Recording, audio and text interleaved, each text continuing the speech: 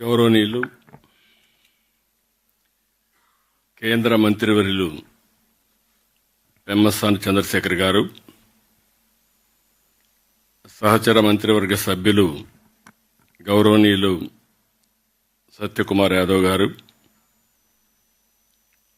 గౌరవనీయులు ప్రెసిడెంట్ జిమ్ఖానా రామకోటేశ్వరరావు గారు, గౌరవనీయులు chairman building committee Gymkhana Babureddy గారు, గౌరవనీయులు రావికుమార్ త్రిపురనేని గారు, చైర్మన్ బోర్డ్ ఆఫ్ ట్రస్టీ, స్థానిక శాసనసభ్యులు నజీర్ గారు,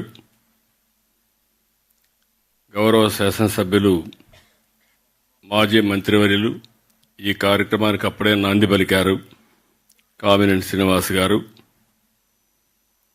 గౌరవ సెక్రటరీ సౌరభ్ గౌర్ గారు, ఈరోజు ఒక మంచి కార్యక్రమానికి మీరందరూ కూడా సహకరించడమే కాకుండా జయప్రదం చేసినటువంటి ఎన్ఆర్ఐ డోనర్స్ అందరికీ పేరు పేరున మనస్ఫూర్తిగా నమస్కారాలు, అభినందనలు, శుభాభినందనలు. నేను చాలా కార్యక్రమాల్లో పార్టిసిపేట్ చేస్తూ ఉంటాను, కానీ ఇలాంటి కార్యక్రమాలు ఒక స్ఫూర్తినిస్తాయి. ఇంకా సమాజంలో మంచి మిగులుంది, దానికి మీరు ఒక ఎగ్జాంపుల్. మీరంతా ఎన్ఆర్ఐగా మీరు వెళ్ళారు, 40 ఏళ్లకు 50 ఏళ్లకు మునిపి వెళ్ళిపోయారు. వెళ్ళిన తర్వాత కొంతమంది అయితే మర్చిపోతారు, జన్మభూమిని మర్చిపోతారు, ఈ రోజుల్లో తల్లిదండ్రులు కూడా మర్చిపోతున్నారు. అలాంటి వాళ్ళు ఉండే ఈ సందర్భంలో మళ్ళీ మీ చదువుకున్న కాలేజీని గుర్తుపెట్టుకుని దీనికి 1981లోనే ఒక ఆర్గనైజేషన్ జిమ్ఖానా ఏర్పాటు చేసి ఇంత పెద్ద ఎత్తున సహాయం చేసిన మిమ్మల్ని అందరినీ మనస్ఫూర్తిగా అభినందిస్తున్నా. Congratulations, extraordinary work.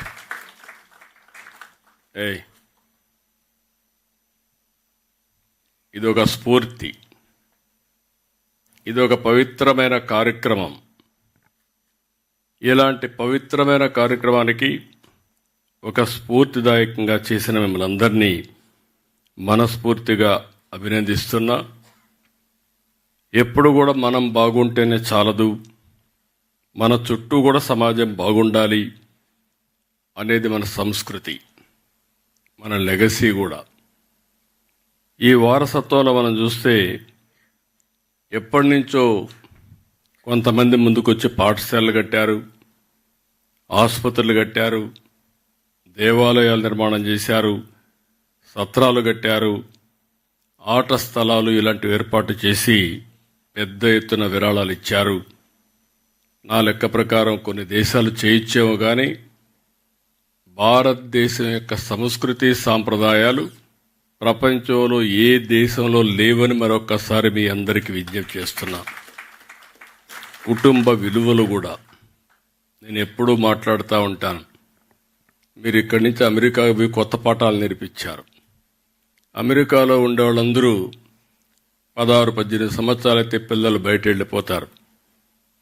అక్కడి నుంచి ఎప్పుడన్నా అవసరమైతే తండ్రి కొడుకు డబ్బులు ఇస్తే అప్పిస్తాడు, కొడుకు తండ్రికి అప్పిస్తాడు.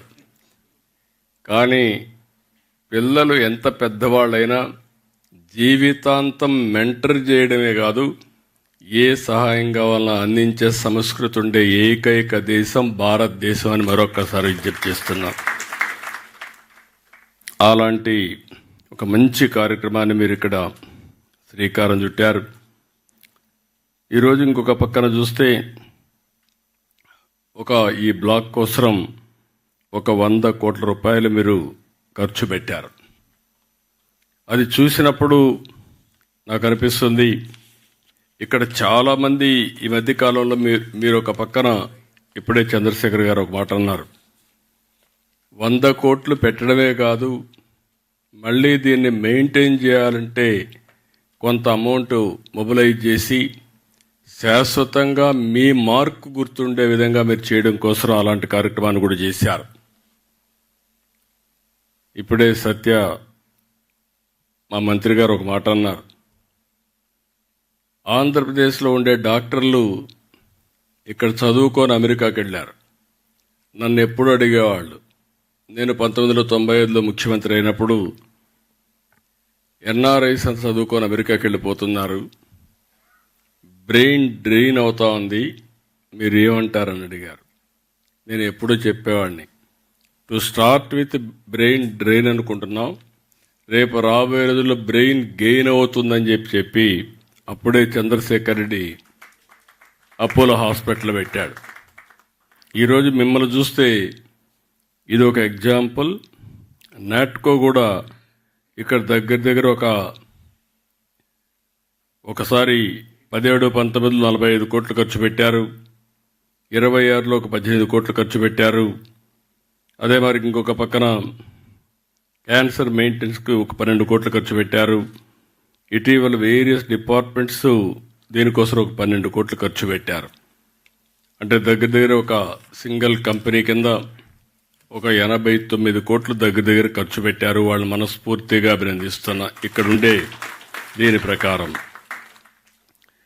ఇంకొక పక్కన మీరు ఒక్కసారి చూస్తే మీరిచ్చిన స్ఫూర్తి కానీ మిగిలిన వాళ్ళు కానీ ఇక్కడ గుంటూరులో కూడా మిలీనియం బ్లాక్ ఎక్స్టెన్షన్ 16 కోట్లు ఖర్చు పెట్టారు. విశాఖపట్నం ఆంధ్ర మెడికల్ యూనివర్సిటీ కాలేజీకి సెంటరీ బ్లాక్ 60 కోట్ల రూపాయలు వెచ్చించి వాళ్ళు ఖర్చు పెట్టారు. కాకినాడ హాస్పిటల్కు 40 కోట్లు ఖర్చు పెడుతున్నారు. కర్నూలు మెడికల్ కాలేజీకి ఒక 25 కోట్లు ఖర్చు పెడుతున్నారు.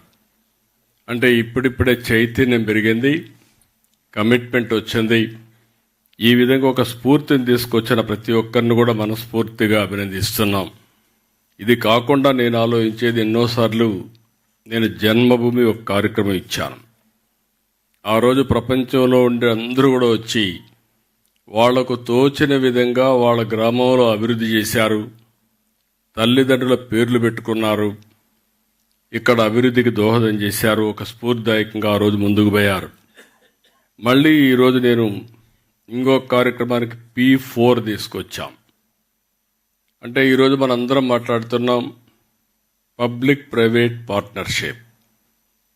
ఈరోజు గవర్నమెంట్ ఆఫ్ ఇండియా రోడ్లు కానీ, ఎయిర్పోర్ట్లు కానీ, పవర్ కానీ ఫాస్ట్ ఫేస్లో డెవలప్మెంట్ కావాలంటే ఇది ఒకటే మార్గమని PPP మోడల్ ఇస్తున్నారు. దానిపైన ఒక 20 ఏళ్ళు 30 ఏళ్ళు వాళ్ళు రన్ చేసిన తర్వాత తిరిగి అసెట్ని ప్రభుత్వానికి అప్పచెప్తున్నారు. అందువల్లనే ఈరోజు మీరు రోడ్డు చూస్తున్నారు. ఒకప్పుడు ఇండియాలో రోడ్లు మీరు చిన్నప్పుడు చదువుకునేటప్పుడు ఉండే రోడ్లు ఈరోజు నేషనల్ హైవేస్ మీరు చూస్తే ప్రపంచానికి ధీటుగా ఇన్ఫ్రాస్ట్రక్చర్ అభివృద్ధి అవుతోంది భారతదేశంలో. ఈ విషయం మనం గుర్తుపెట్టుకోవాల్సిన అవసరం ఉంది. సంపద సృష్టించబడింది, కానీ అదే సమయంలో మెరుగైన వసతులు ప్రజలకు వచ్చాయి. కానీ వచ్చిన సమస్య ఎంత ఏంటంటే గ్యాప్ అయితే వ్యత్యాసాలు విపరీతంగా పెరిగిపోతున్నాయి.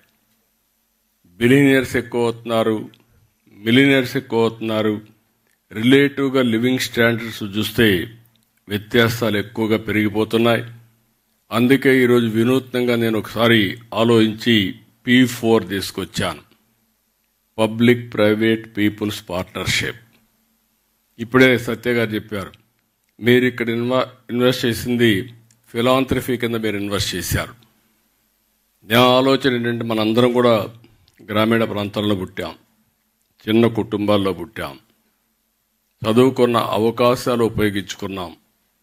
తర్వాత అంచెలంచెలుగా ఎదిగి ఈరోజు మిమ్మల్ని చూస్తూ ఉంటే ఒక్కొక్కరు 30 కోట్లు 40 కోట్లు తిరిగి సమాజానికి ఇవ్వాలనే ఆలోచన రావడమే కాకుండా ఆచరణలో పెట్టే పరిస్థితికి వచ్చారు. దీనికి మనస్ఫూర్తిగా అభినందనలు. ఈరోజు నేను తీసుకొచ్చిన కార్యక్రమం కూడా గ్రామాల్లో అభివృద్ధి అవుతా ఉంది. వ్యక్తిగతంగా ఏమేం కావాలనో వాళ్లకు ఇన్ఫ్రాస్ట్రక్చర్ అంతా క్రియేట్ చేస్తున్నాం. ఇల్లు కానీ, ఇంటి జాగా కానీ, గ్యాస్ కానీ, హౌస్ కానీ, లేకుంటే వాటర్ కానీ అవన్నీ చేస్తున్నాం. అయినా జీవన ప్రమాణాలు పెరగాలంటే వాళ్ళు కూడా 10 రూపాయలు సంపాదించుకునే మార్గం వస్తే తప్ప ఈ సమాజంలో ఆర్థిక అసమానతలు తగ్గవు. ఆ రోజు మీ తల్లిదండ్రులు మిమ్మల్ని చదివించడం, మీలో కూడా చదువుకోవాలని ఒక ఆలోచన రావడం, అక్కడి నుంచి ఎక్కడ అవకాశాలు ఉంటాయంటే మీరు అమెరికాకి వెళ్ళడం, ఇలాంటివన్నీ జరిగే పరిస్థితికి వచ్చేది. దానివల్ల మీరు పైకి వచ్చారు. చదువు అనేది ఒక గేమ్ చేంజర్. భవిష్యత్తు కూడా దీంట్లో అనుమానం లేదు. అయితే సరైన సమయంలో ఒక వ్యక్తికి హ్యాండ్ హోల్డింగ్ చేయగలిగితే అతను ఎలాంటి దేశానికి ఆస్తిగా తయారవుతాడో మనం ఊహించలేం. ఈరోజు అంబేద్కర్ గారు ఉన్నారు. అంబేద్కర్ గారికి ఆ రోజు బ్యాంక్ ఆఫ్ బరోడా ఆయన హ్యాండ్ హోల్డింగ్ చేశాడు. ఆ రోజు చదువుకోవాలంటే 10 రూపాయలు బాంబేలో డబ్బులు ఇచ్చాడు నెలకు. ఆయన చదువుకోవాలంటే లండన్కు పోవాలంటే ఆ డబ్బులు ఫైనాన్స్ చేశాడు. ఆయన భారత రాజ్యాంగాన్ని రాసి ఈరోజు దేశంలో శాశ్వతంగా గుర్తుండే ప్రగాఢమైనటువంటి ముద్ర వేసుకోగలిగాడంటే ఆనాటి సహకారమే అది కారణం అని చెప్పి కూడా నేను మీకు తెలియజేస్తున్నా. ఇటీవల కాలంలో అబ్దుల్ కలాం గారు ఉన్నారు. అబ్దుల్ కలాం గారికి సహకరించిన ఒక అయ్యంగార్ ఆయన బయోగ్రఫీలో చాలా స్పష్టంగా చెప్పాడు.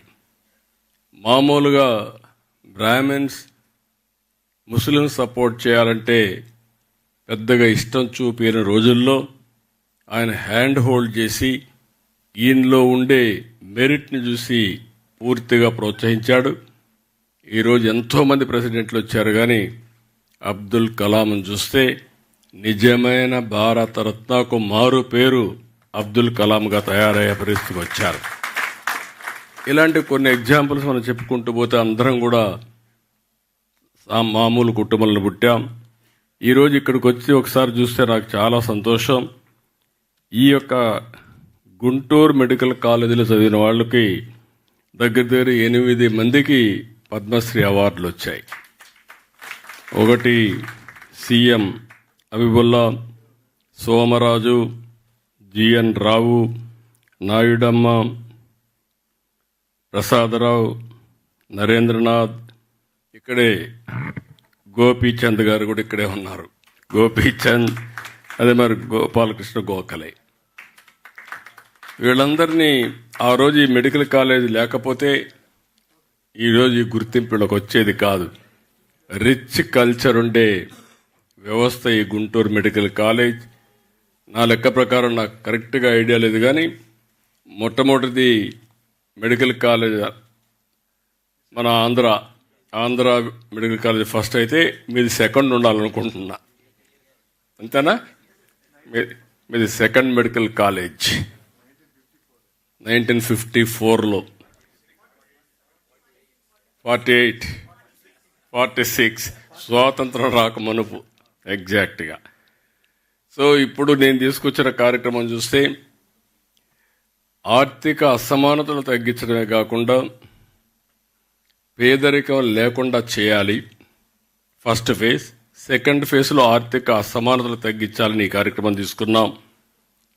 దగ్గర సమాజంలో ఒక 10% చూస్తే 10, 15, 20% ఆ ప్రాంతంలో 22 లక్షల కుటుంబాలు హ్యాండ్ హోల్డింగ్ చేయగలిగితే, అయితే దానికి కావాల్సిన వ్యక్తులను కూడా మీరు చూస్తే బంగారు కుటుంబాలని హ్యాండ్ హోల్డింగ్ మార్గదర్శన పెట్టాం. ఇప్పటికి 50% రీచ్ అయ్యాం. 10,42,000 మందిని 1,02,000 మంది అడాప్ట్ చేసుకున్నారు. ఎంతవరకు చేస్తారు నేను ఇంకా ఇది చేస్తున్నా. ఇది కానీ జరిగితే నిరంతరం ఆర్థిక అసమానతలు తగ్గించే వ్యవస్థకు మనం శ్రీకారం చుట్టాలి. వీళ్ళు ఒకసారి పైకి వెళితే కొంతమంది కిందికి వస్తారు, మళ్ళా హ్యాండ్ హోల్డ్ చేయడం. ఈ విధంగా మనం సమాజంలో నిరంతరం ఒక సాటిస్ఫాక్షన్ కానీ ఇంకొక పక్కన హ్యాపీనెస్ ఉండాలంటే ఇలాంటి కార్యక్రమానికి శ్రీకారం చుట్టాలనే ఉద్దేశంతోనే ఈరోజు P4 తీసుకొచ్చాం. దీనికి కూడా మిమ్మల్ని అందరినీ రిక్వెస్ట్ చేస్తున్నా, ఎంతమంది వీలైతే అంతమంది మీరు కూడా ముందుకు రావాల్సిందిగా మిమ్మల్ని అందరినీ కోరుకుంటున్నా. ఇప్పుడే ఈరోజు ఈ బిల్డింగ్ని చూస్తే 2,69,240 చదరపు అడుగుల్లో 5 అంతస్తులు శిశు ఆరోగ్య కేంద్రం ఏర్పాటు చేశారు. 600 బెడ్లు ఈ బ్లాక్లో ఉన్నాయి.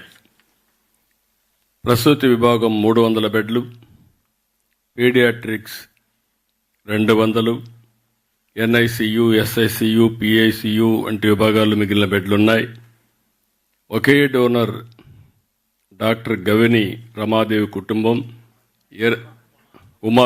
ఉమాదేవి కుటుంబం 22 కోట్లు ఇచ్చారు. అలాగే నళిని వెంకటేష్ తేళ్ల 8 కోట్లు ఇచ్చారు.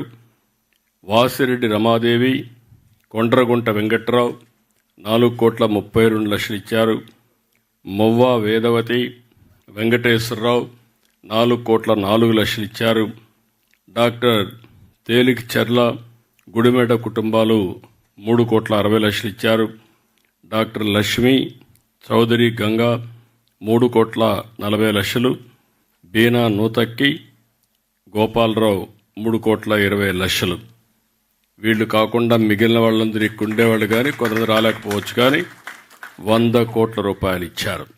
మిమ్మల్ని అందరినీ మరొక్కసారి మనస్ఫూర్తిగా అభినందిస్తున్నా, ధన్యవాదాలు తెలియజేస్తున్నా.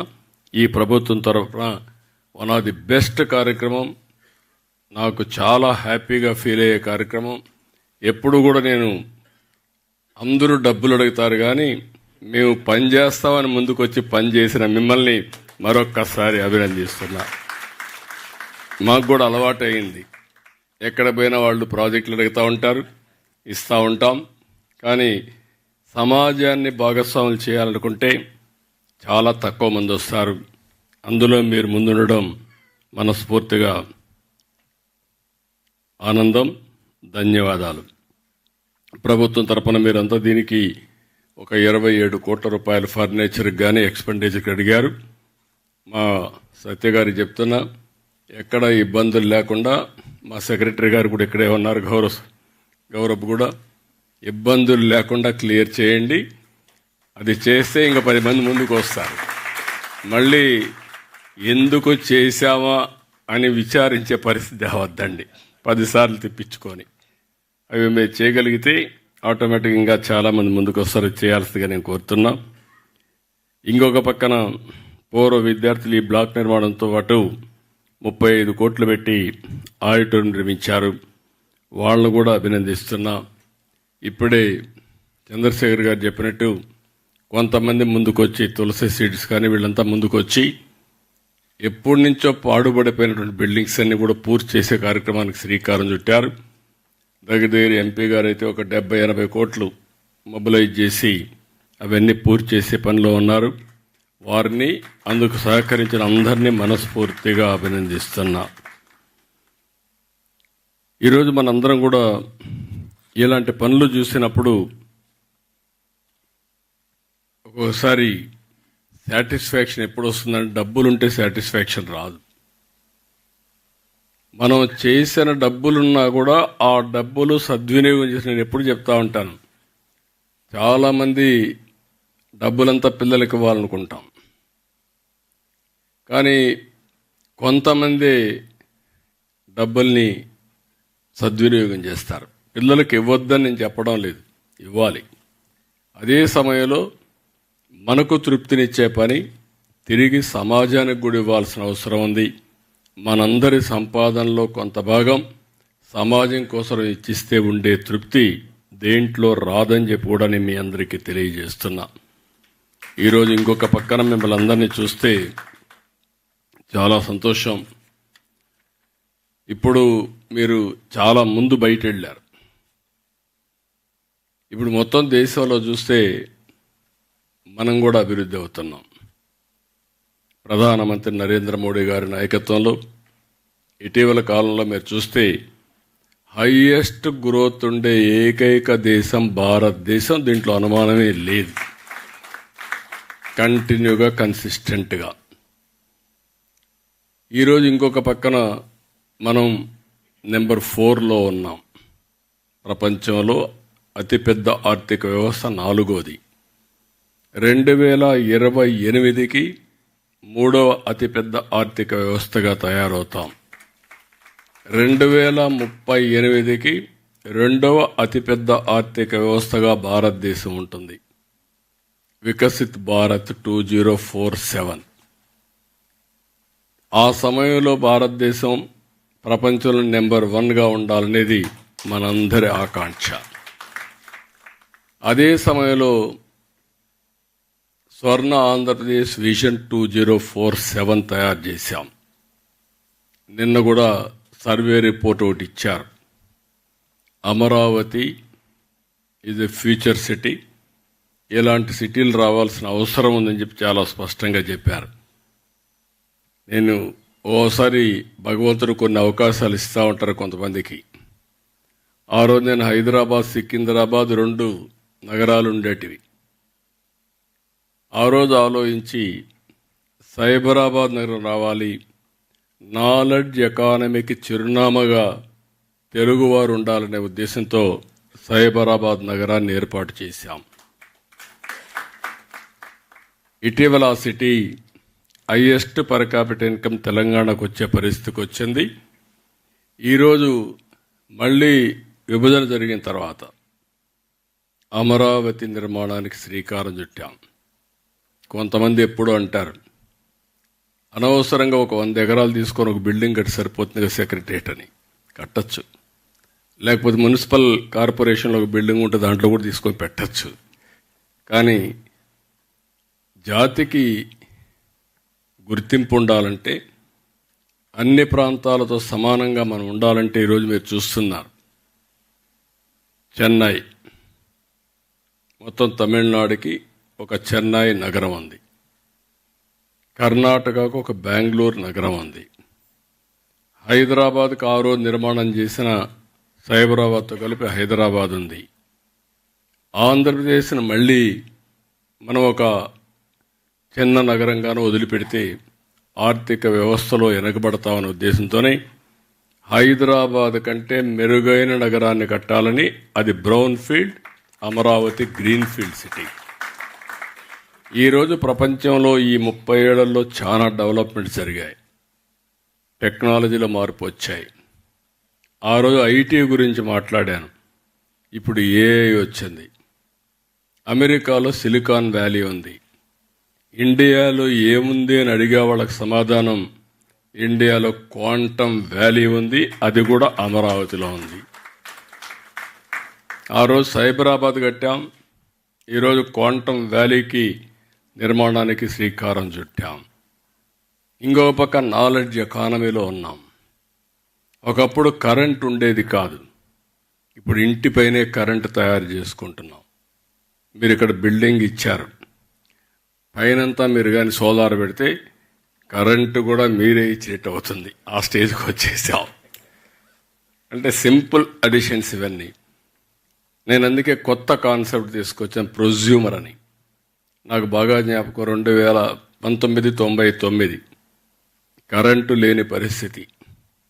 అసెంబ్లీలో గంటల తరబడి కరెంటు గురించి మాట్లాడేవాళ్ళు. పొలాలు ఎండిపోయేటివి, అసెంబ్లీ జరగనిచ్చేవాళ్ళు కాదు. కాడా నేను అసెంబ్లీ అడ్జర్న్ చేసి పొలం చూసి వచ్చిన తర్వాతనే అసెంబ్లీ జరగనిచ్చేవాళ్ళు. ఇలాంటి సందర్భాలన్నీ చూశాను. అప్పుడే పవర్ సెక్టర్ రిఫార్మ్స్ తీసుకొచ్చా. 2004కి పవర్ షార్టేజ్ లేకుండా చేశాం, కానీ ఉండే పవర్ పోయింది, అధికారం పోయింది. హార్ష్ డెసిషన్ తీసుకున్నామని.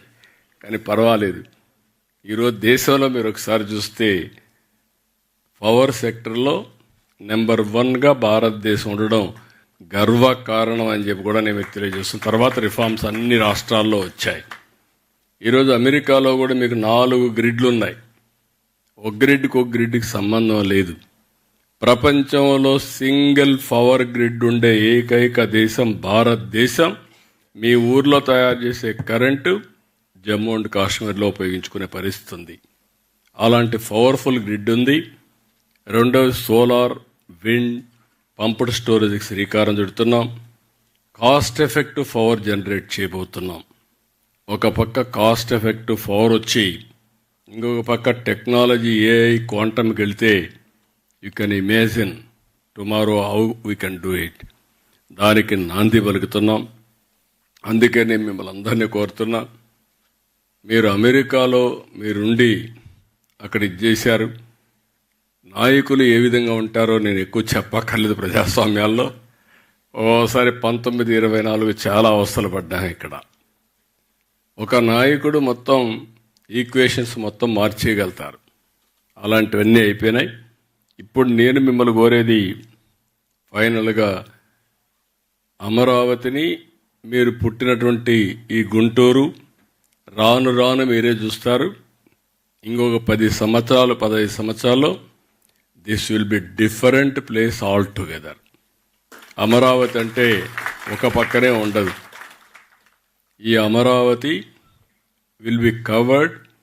Vijayawada corporation, Guntur corporation plus Mangalagiri corporation ఇవన్నీ కవర్ అయ్యి ఔటర్ రింగ్ రోడ్ అనేది గుంటూరు కవతల వస్తుంది. దగ్గర దగ్గర విజయవాడ కవతల ఇంకా దూరంగా ఎయిర్పోర్ట్ కవతలు వచ్చే పరిస్థితి వస్తుంది. ఈరోజు హైదరాబాద్లో 162 కిలోమీటర్స్ ఔటర్ రింగ్ రోడ్. రేపు రాబోయే Amaravati 182 kilometres outer ring road వస్తుంది, ఇన్నర్ రింగ్ రోడ్ వస్తుంది, స్ట్రైట్ రోడ్స్ వస్తాయి. అన్ని సర్వీసెస్ కూడా డక్ట్లో ఉంటాయి, కన్సీల్డ్ ఉంటాయి. రోడ్లు కట్ చేసే పరిస్థితి లేదు. సోలార్ ఎనర్జీ ఏదైతే రెన్యూవబుల్ ఎనర్జీ ఉంటుంది, పొల్యూషన్ ఫ్రీ సిటీగా తయారు చేస్తాం. ఇలాంటివన్నీ పెట్టుకొని ముందుకు పోతున్నాం. ఇప్పుడు ఇక్కడ టెక్నాలజీకి వచ్చినప్పుడు నేను ఒక విజ్ఞప్తి చేస్తున్నా మిమ్మల్ని అందరినీ. ఈరోజు గోపిచంద్ కానీ కొండోళ్ళు చాలామంది పైకి వచ్చారు, బాగా చేస్తున్నారు. ఫ్యూచర్లో మనం ఇమాజిన్ చేసుకోవాలి, personal medicine is not far away. నాకు ఐడియా ఉంది. నేను 95లో ఐటీ ప్రమోట్ చేశాను. ఎగ్జాక్ట్గా 1999, 2000లో బయోటెక్నాలజీ ప్రమోట్ చేశాను. అప్పుడు ఎవరు నమ్మలేదు. ఆ రోజు ప్రమోట్ చేస్తే బయోటెక్నాలజీ జినామ్ వ్యాలీ క్రియేట్ చేశాం. ఒక 1200 ఎకరాలు 1500 ఎకరాలు ల్యాండ్ ఇచ్చాను. ప్రైవేట్ పీపుల్ పెట్టాం. కడాన మీరు చూస్తే మొన్న కోవిడ్ వస్తే కోవిడ్ వ్యాక్సిన్ మ్యానుఫ్యాక్చర్ చేసింది భారత్ బయోటెక్. జినామ్ వ్యాలీ నుంచి తయారు చేసే పరిస్థితికి వచ్చారు. మన ప్రధానమంత్రి గారు ఒక 100 దేశాలకి ఫ్రీగా వ్యాక్సిన్ సరఫరా చేసే పరిస్థితికి వచ్చారు. అంటే ఆ రోజు చేశాం కాబట్టి ఈరోజు మనకు అందుబాటులో వచ్చే పరిస్థితి వచ్చింది. ఇప్పుడు నేను మిమ్మల్ని కోరేది కొత్త ప్రాజెక్ట్ ఒకటి తీసుకొచ్చాం, Sanjivani. You are all aware, Indian mythology. లక్ష్మణుడు మూర్ఛపోయినప్పుడు బతికించుకోవాలంటే ఏం చేయాలని ఆలోచిస్తే ఒకటే మార్గం, సంజీవని మొక్క కావాలని. హనుమంతుడు పోయి సంజీవని మొక్క తెలియకుండా పర్వతాన్ని తీసుకొస్తే అందులో నుంచి మొక్క తీసుకొని ట్రీట్మెంట్ ఇస్తే లక్ష్మణుడు బతికాడు, మూర్ఛ నుంచి బయట వచ్చాడు. అది చరిత్ర. ఈరోజు నేను ఆలోచించేది, టెక్నాలజీ వచ్చింది కాబట్టి ప్రపంచంలో ఉండే నాలెడ్జ్ అంతా పేషెంట్ డోర్ స్టెప్ దగ్గరికి తీసుకుపోవాలనే ఉద్దేశంతోనే సంజీవని ప్రాజెక్టుకి శ్రీకారం చుట్టాం. బిల్ గేట్స్ ఫౌండేషన్ తరపున గేట్స్ ముందుకు వచ్చాడు. నేను పూర్తిగా సహకరిస్తాను. టెక్నాలజీ నాలెడ్జ్ కూడా నేను తీసుకొస్తాను. మీరు ఒక పైలట్గా చేయమని అడిగాడు. I'm very proud. ఒక నియోజకవర్గం ముందు ప్రూఫ్ ఆఫ్ కాన్సెప్ట్ తయారు చేశాం. ఒక 70,000 మంది క్లినికల్ టెస్టులు కూడా చేశాం. అదే మరి ఆల్ మెడికల్ ప్రాక్టీషనర్స్ అందరినీ ట్రైనింగ్ చేశాం. అందరిని ఆన్లైన్లో పెట్టాం. చిత్తూరు జిల్లా స్కేలింగ్లో ముందుకు తీసుకొచ్చాం. ఈ 2026 28 జిల్లాలు పూర్తిగా సంజీవని ప్రాజెక్ట్ని డిజిటల్ హెల్త్ రికార్డ్స్ క్రియేట్ చేయడమే కాకుండా మాకు దగ్గర 72 లక్షల మంది వల్నరబుల్ పేషెంట్స్ ఉన్నారు. ఆ డేటా అంతా తీసుకుంటున్నాం, క్లినికల్ టెస్టులు చేస్తున్నాం, డయాగ్నోసిస్ ప్రొఫైల్ మొత్తం పెట్టి ఎవరెవరు హైపర్ టెన్షన్ ఏంటి, లేకపోతే డయాబెటిక్ ఏంటి, లేకపోతే cancer, neuro problem, various problems ఆలోచిస్తున్నాం. దీని మీద మీ నాలెడ్జ్ కూడా తీసుకొని ప్రివెంటివ్ హెల్త్, క్యూరేటివ్ కింద cost effective, real time monitoring data గురించి వండర్స్ చేయొచ్చు. ఈరోజు ఆల్ కార్పొరేట్ హాస్పిటల్స్ అన్నీ కూడా మనం ఆలోచిస్తే 5 స్టార్ హోటల్స్ కంటే మించిపోయినాయి. ట్రీట్మెంట్ ఖర్చు కంటే రూమ్ ఖర్చు ఎక్కువ అవుతా ఉంది. వాళ్ళు ఎక్కువగా ఉండాల్సిన అవసరం లేదు. అందుకని నేను ఆలోచించేది, ఎవరైనా పేషెంట్ ఇంటి దగ్గర ఉంటే మనం ఎప్పటికప్పుడు హెల్త్ కండిషన్ మానిటర్ చేస్తూ ఎప్పుడు అవసరమైతే అప్పుడు 1/2 అవర్లో వాళ్ళు లిఫ్ట్ చేసే పరిస్థితికి వస్తాం. ఇప్పుడు ఎయిర్ అంబులెన్స్లు వస్తున్నాయి. రేపు తొందరలోనే మన దగ్గర అయితే ఏదైతే మీరు కొత్తగా ఒక ఇది తీసుకున్నాం, డ్రోన్ తీసుకున్నాం, ఒక డ్రోన్ సిటీ పెట్టాం. 26లోనే డ్రోన్ అంబులెన్స్ కూడా ఇంటిగ్రేట్ చేయాలనుకుంటున్నాం. ఒకవేళ రేపు ఎవరన్నా కానీ ఇక్కడికి వస్తే ఇమ్మీడియట్గా ఇక్కడి నుంచి బెటర్ హాస్పిటల్కి షిఫ్ట్ చేయాలంటే ఈ మిద్దిపై నుంచే డ్రోన్లు దేశపోయే పరిస్థితి వస్తుంది. దానికి కూడా శ్రీకారం చుడుతున్నాం. ఇలాంటి వినూత్నమైన ఆలోచనలు వచ్చినప్పుడు నేను మిమ్మల్ని ఒకటే కోరుతున్నా, మీరు ఎన్ఆర్ఐస్, నాలెడ్జ్ ఉంది. ఇప్పుడు distance is not the constraint. మీరు వర్చువల్గా గైడెన్స్ ఇవ్వచ్చు, ఫిజికల్గా వచ్చినప్పుడు ప్రాక్టీస్ చేయొచ్చు. That will give. ఇప్పటికీ డబ్బులు ఇచ్చారు 100 కోట్లు. మిమ్మల్ని అభినందిస్తున్నా మరొక్కసారి. భవిష్యత్తులో మీరు చదువుకున్న కాలేజీతో శాశ్వతంగా మీరు అసోసియేట్ కావాలి అనుకుంటే మీరు ఇక్కడికి వచ్చి పేరెంట్స్ చూసుకుంటూ ఒక 4 రోజులు ఇక్కడ ఉండండి. మీ అమెరికా కంటే బెటర్ సిటీగా తయారు చేసే బాధ్యత మేము తీసుకుంటాం. వన్ ఆఫ్ ది బెస్ట్ సిటీగా తయారవుతుంది. అందులో కూడా పొల్యూషన్ లెవెల్స్ అన్నీ కంట్రోల్ చేస్తాం. స్టాండర్డైజేషన్ అన్నీ వచ్చేస్తున్నాయి. ఒకప్పుడు మీరు అమెరికాకి ఎందుకు వెళ్ళారంటే అక్కడ పోతే అవకాశాలు ఎక్కువ ఉంటాయి, ఇబ్బందులు ఉండవని వెళ్ళారు. ఈరోజు అక్కడ ఇబ్బందుల కంటే నేను ఒకటే హామీ ఇస్తున్నా, ఎవ్రీథింగ్ రియల్ టైం ఆన్లైన్. 800 సర్వీసులు ఈరోజు ప్రభుత్వం ఆన్లైన్లో పెట్టేశాం. మీరు బిల్డింగ్ పర్మిషన్ కావాలన్నా, ఏ పని కావాలన్నా ఎక్కడికి పోయే పని లేదు. మోస్ట్ ఆర్గనైజ్డ్ అడ్మినిస్ట్రేషన్ వచ్చింది. అందులో ఒకవేళ ఎవరికైనా తెలియకుండా చెప్పలేకపోతే, అంటే రాయలేకపోతే, వాళ్ళు చెప్పితే దాన్ని ఆర్టిఫిషియల్ ఇంటెలిజెన్స్ కన్వర్ట్ చేసి ఆ పని చేసి మళ్ళీ అతనికి ఇన్ఫార్మ్ చేసే మెకానిజం తీసుకొస్తున్నాం. కాబట్టి ఇలాంటివన్నీ వస్తాయి.